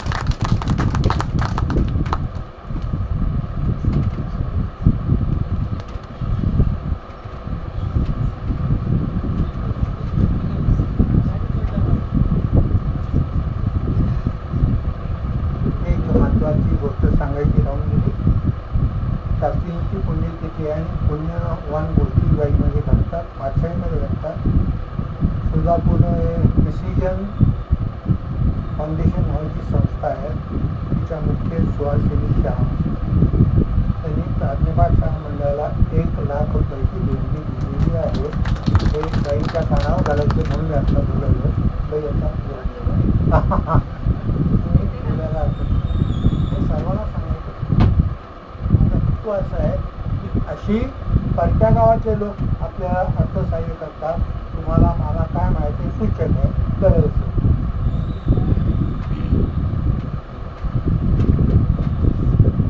नमस्कार. तर्कतीर्थांच्या 30व्या स्मृतिदिनी सर्वप्रथम मी त्यांच्या स्मृतीला अभिवादन करते. अवघे 86 वय असलेल्या एका तरुणाची ऊर्जा, त्याचा व्यासंग, त्याची एकूण मानवतेशी असलेली बांधिलकी आणि पत्रकारितेतला अनुभव या सगळ्यामध्ये मुरलेलं एक अतिशय प्रभावी वक्तृत्वामध्ये गुंफलेलं सुंदर भाषण आज आपण ऐकलं. आणि म्हणून आज त्यांनीच मगाशी जी खंत व्यक्त केली ती मी पण व्यक्त करते की वाईकर या व्याख्यानाचा आस्वाद घ्यायला का बरं नाही आले. आणि ही व्यथा माझी अनेक वर्षांपासूनची आहे. जेव्हा जेव्हा मी इथे व्याख्यानाला येते मला असं अध्यक्ष म्हणून बोलावंच लागतं, उपचार म्हणून. त्या वेळेला मी हा प्रश्न विचारते. आज मला एक प्रश्न अत्यंत आग्रहपूर्वक असा विचारायचा आहे की तर्कतीर्थांच्या कमीत कमी तर्कतीर्थांच्या स्मृतिदिनी किंवा त्यांचं स्मरण ज्या ज्या प्रसंगी आपण करू त्यावेळेला तरी त्यांच्या वाङ्मयाचा अभ्यास करण्याच्या उद्देशानं का होईना आपण इथले कमीत कमी महाविद्यालयातले विद्यार्थी आणि प्राध्यापक हे सुद्धा का इथे हजेरी लावत नाही, का येत नाही, याची मला मनापासून खंत आहे. आणि मी फक्त वाईबद्दल हे विधान करत नाही, पुण्याबद्दलही तेच करीन, मुंबईबद्दलही तेच करीन. आणि त्याचं कारणही यांनी सांगितलं की त्यांच्या हातामध्ये विश्वकोश आलेला आहे. त्यामुळे त्यांना आता कागदाच्या विश्वकोशाशी काहीही देणं नाही. असो, सर्वप्रथम मी आजच्या वक्त्यांचे एकदा मी मनापासून आभार मानते. त्यांनी आपल्याला त्यांच्या कालयंत्रामधून जवळजवळ गेल्या 50 वर्षांच्या महाराष्ट्राच्याच नव्हे तर काही प्रमाणात भारताच्या सुद्धा सांस्कृतिक, राजकीय, सामाजिक अशा इतिहासाच्या गल्लीबोळातून भ्रमंती करून अतिशय उठावदार अशी चित्र त्यांच्या शब्दांच्या माध्यमातून व्यक्त केली आणि श्रोत्यांना खरोखरच खिळवून ठेवलं. मला वाटत होतं संपू नये हे, पण मला पण आता घरी जायचं आहे परगावी. त्यामुळे माझाही नाईलाज झाला. आणि आपल्यानंतर बोलायची माझी खरंच इच्छा नव्हती, परंतु औपचारिकता म्हणून मला आता हे बोलावं लागतंय. कारण मला माहिती आहे की यांच्या व्याख्यानाचा प्रभाव, त्यामुळे येणारी एक प्रकारची झिंग ही आपल्या मनामध्ये टिकून राहावी अशी माझी सुद्धा इच्छा आहे. दरवेळी जेव्हा कोणी तर्कतीर्थांच्या बद्दल बोलतं त्यावेळेला माझ्या लक्षात येते की खूप काही नवीन गोष्टी आपल्याला कळत असतात. आजही आम्हाला खूप नवीन गोष्टी आपल्या भाषणातून कळल्या. तर्कतीर्थांचं विशेषतः यशवंतरावांच्या साहचर्यामधले त्यांचं आयुष्य, त्यांनी साहित्य संस्कृती, महाराष्ट्र साहित्य आणि संस्कृती मंडळामध्ये जे कार्य केलं त्या कार्याचं महत्त्व आणि इतर अनेक विषय आपण सांगितले, त्याची पुनरावृत्ती मी करत नाही. पण हे असं सगळं ऐकल्यानंतर मला तर्कतीर्थांच्या बद्दल बोलताना मी नेहमी एक शब्द वापरते, हा सर्वांना माहीत झालेला आहे की अफाट. अफाट बुद्धिमत्ता, अफाट स्मरणशक्ती, अफाट वाचन, ते उभ्याने पुस्तकं उभी वाचत असं रेग्यांनी लिहिलेलं एके ठिकाणी. इतकी पुस्तकांचं त्यांचं सख्य असे आणि बराबर वाचून काढत असत. आणि वाचन नव्हे तर अफाट मनन, अफाट चिंतन. ते नेहमी म्हणत असत की माणसाचं माणूस पण हे त्याच्या चिंतनशीलतेमध्ये आहे. आणि जेव्हा अवघा माणूस हा चिंतनशील होईल तेव्हा या भूमीवरती खऱ्या अर्थाने माणुसकी रुजेल, अशा आशयाचं त्यांचं वाक्य. आणि हे सगळं अफाटपण अनुभवल्यानंतर जेव्हा मी अशा प्रकारची काही व्याख्यानं ऐकते की जिथे काही मला आणखीन काही नवीन मिळतं, आणि या जोडीला अलीकडेच जेव्हा मी असं ऐकते की महाराष्ट्र साहित्य आणि संस्कृती मंडळाने तर समग्र तर्कतीर्थ लक्ष्मण शास्त्री जोशी साहित्याचे 18 खंड प्रकाशित करायचं योजलेलं आहे आणि त्याचं संपादन सुनील कुमार लवटे यांनी केलेलं आहे.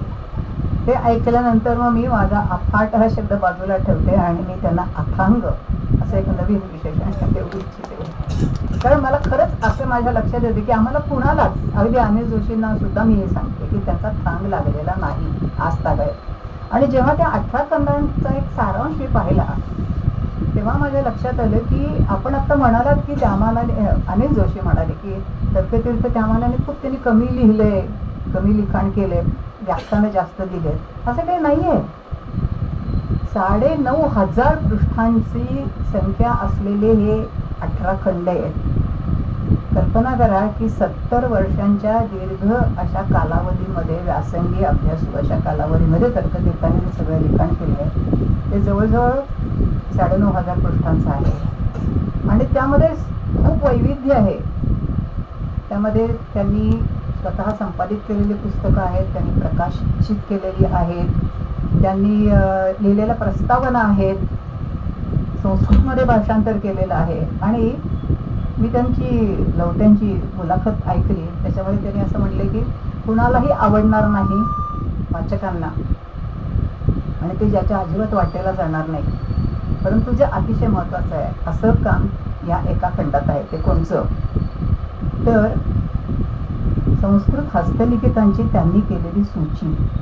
आपण आत्ताच त्या हस्तलिखितांचं खूप महत्त्व सांगितलं, तर आवर्जून त्यांनी असं सांगितलं की ही सूची सुद्धा मुद्दाम नजरेखालून घालावी अशी आहे. त्याचं कारण ती सूची तयार करताना तर्कतीर्थांनी जे चिंतन केलं आहे त्याच्या मागे, की कशा प्रकारे पुस्तकांची, त्या हस्तलिखितांची समग्र माहिती त्या सूचीमध्ये येईल, अशा तऱ्हेचं त्याचं टॅब्युलर अशी जी मांडणी केली आहे, तिथे सुद्धा तर्कतीर्थांची बुद्धी आपल्या लक्षात येते. विलक्षण प्रतिभा, धारदार अशा प्रकारची त्यांची बुद्धी, हिचा प्रत्यय. त्यांच्याबद्दल सांगण्यासारखं पुष्कळ आहे, पण मला आवर्जून एक गोष्ट सांगायची की आता आपल्या सन्माननीय वक्त्यांनी उल्लेख केला एका गोष्टीचा. एका व्याख्यानामध्ये तर्कतीर्थ असं म्हणाले होते की आता शास्त्रांचं रूपांतर शास्त्रामध्ये करायची वेळ आलेली.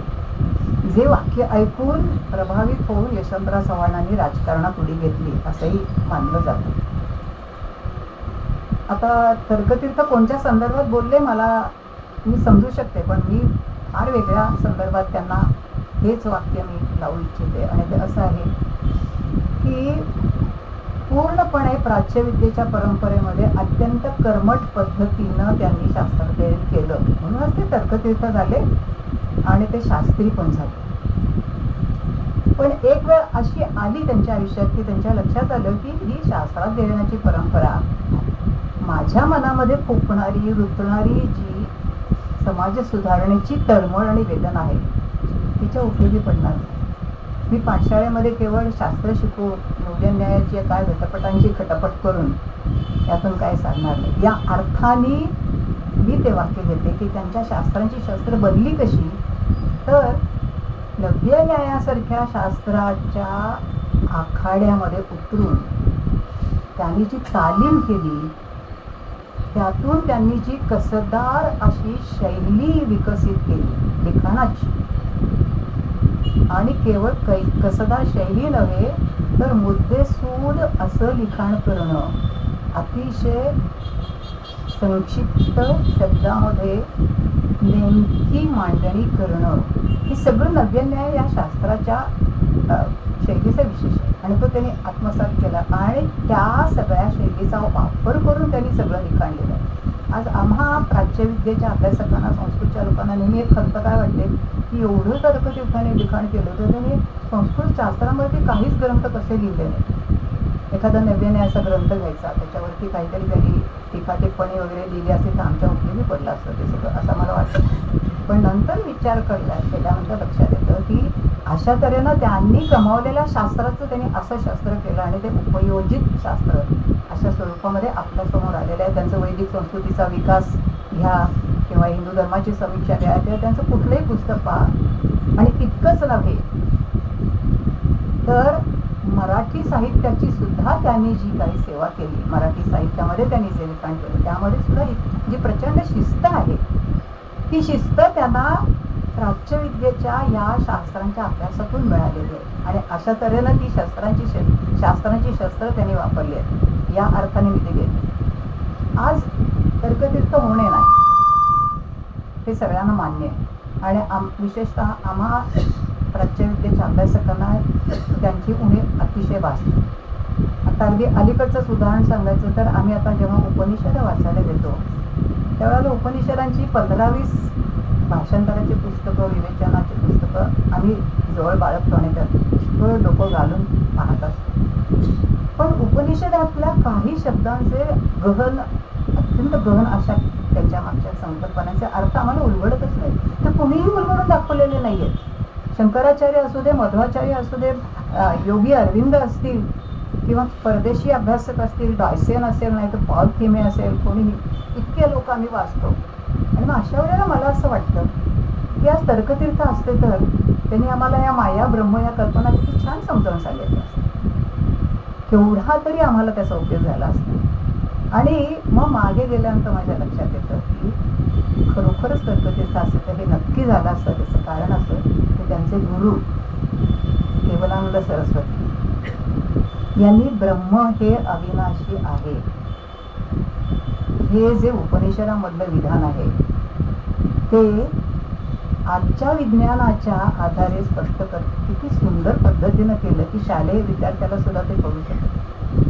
आणि त्यांनी असं सांगितलं की शाळेत आपण कार्यशक्तीचं अविनाशित्व असा धडा शिकलोत आपण सगळे. मी सुद्धा शिकले कन्झर्वेशन ऑफ एनर्जी. ब्रह्माचं अविनाशित्व म्हणजे दुसरं काही नाही. ब्रह्म अनादि आहे अनंत आहे याचा अर्थ काय की ब्रह्माच्या ठिकाणी असलेली जी एनर्जी आहे कार्यशक्ती आहे ती अविनाशी आहे. पण हे तर विज्ञानाने सुद्धा मान्य केलेलं आहे. तर अशा पद्धतीनं आम्हाला तर्कतीर्थ जर असते तर सगळ्या उपनिषदांच्या अर्थांचा सुंदर उलगडा झाला असता आणि या एका मोठ्याच समाधानाला आम्ही मुकलो आहोत.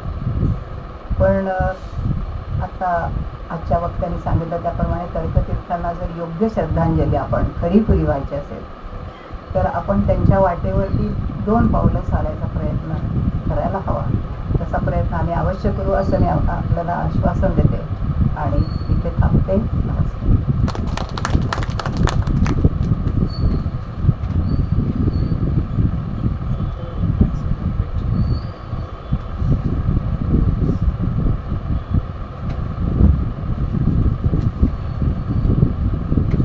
आज शास्त्रीजींच्या 20व्या स्मृतिदिनानिमित्त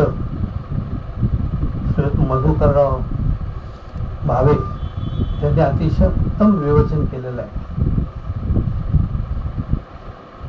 शास्त्रीजींच्या जीवनातील प्रसंग अतिशय खणखणीत आवाजात त्यांनी आपल्यापुढे मांडलेले आहेत. वाई आणि शास्त्री हे जोडलेले आहेत. कुठेही कदाचित काहींना वाई गाव माहीत नसतं, पण शास्त्रीजी म्हणलं की मग ते असं म्हणतात वाई. म्हणजे असा इतका संबंध हा वाईशी त्यांचा आलेला आहे. आणि वाईला शास्त्रीजी हे भूषण होतं हे निश्चितच. आज मधुकरराव भावे यांनी अतिशय वयाच्या 85 वर्ष पूर्ण केली असताना सुद्धा अतिशय खणखणीत आवाजामध्ये शास्त्रीजी आपल्यापुढे मांडले. याबद्दल मी प्राध्यापक शाळातर्फे त्यांचं मनपूर्वक आभार मानतो. त्याचप्रमाणे आपल्या आजच्या अध्यक्षा सरोजाताई भाटे या पुण्याहून या ठिकाणी आल्या, अध्यक्षस्थान स्वीकारलं आणि अध्यक्षाला अनुसरून असं त्यांनी भाषण केलं. आणि त्यांनी पण काही उपनिषद वगैरे या विषयाचा उहापोह केला. त्याबद्दल मी भाटे मॅडमचे मनपूर्वक आभार मानतो. प्राध्यापक शाळेचेच त्या अध्यक्ष आहेत, तरी पण मी त्यांचे आभार मानतो.